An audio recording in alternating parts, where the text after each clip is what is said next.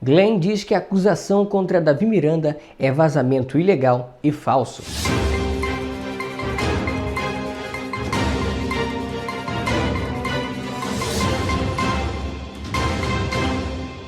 Um relatório do Conselho de Controle de Atividades Financeiras, o COAF, apontou movimentações financeiras atípicas de 2,5 milhões de reais na conta do deputado federal Davi Miranda do PSOL do Rio de Janeiro. As informações sobre a movimentação financeira de Davi Miranda apareceram numa investigação do Ministério Público do Rio para apurar supostas ilegalidades em gráficas do município de Mangaratiba, na Costa Verde. A investigação começou em 2014 e não tinha relação com o deputado, que na época era vereador. Uma reportagem publicada nesta quarta-feira pelo jornal O Globo afirma que Davi Miranda contratou serviços de uma das empresas investigadas e, por isso, acabou tendo as suas contas analisadas pelo COAF. Atualmente, o órgão é vinculado a um banco central e passou a se chamar Unidade de Inteligência Financeira. Em nota, o deputado nega que tenha feito a tal contratação, afirmando que os materiais de divulgação produzidos por ele sempre foram rodados no Rio e em poucas vezes em Niterói, na região metropolitana.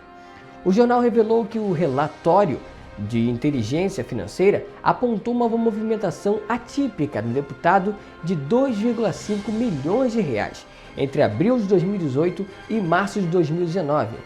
Lembrando que a movimentações atípicas não significa necessariamente ilegalidade, a não ser que a origem dos recursos sejam ilícitas.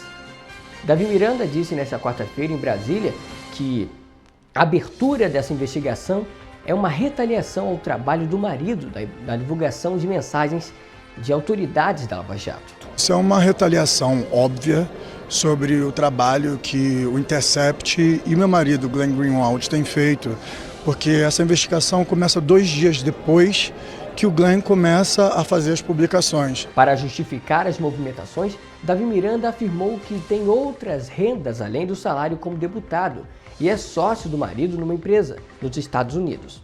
O deputado negou que assessores tenham devolvido parte do salário para o gabinete quando ele era vereador e disse que os depósitos fracionados vieram de um funcionário que trabalhava na casa dele.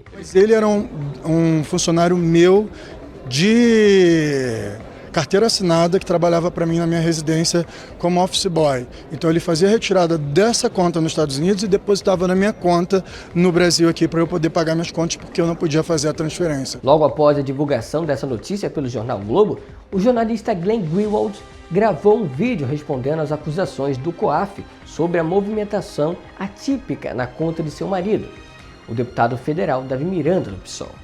Um dos responsáveis pelo site The Intercept Brasil, Glenn disse que a informação é um vazamento ilegal e falso. Eles querem que você pense que meu marido e eu, que nós temos uma reputação suja, não usando o processo legal no tribunal com evidência, usando a tática covarde, vazamentos ilegais, é ilegal e corrupto, para procuradores do Ministério Público para vazar informação sobre a investigação exatamente como eles estão fazendo, mas o problema grave para eles, neste caso, é muito fácil para responder.